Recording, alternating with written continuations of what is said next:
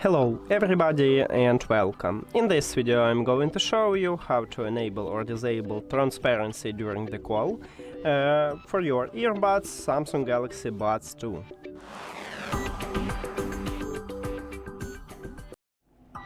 You have to start by open Galaxy Wearable application, and if you add your earbuds to the app, you will see the same menu. And right here we need to scroll down and go to Earbuds Settings.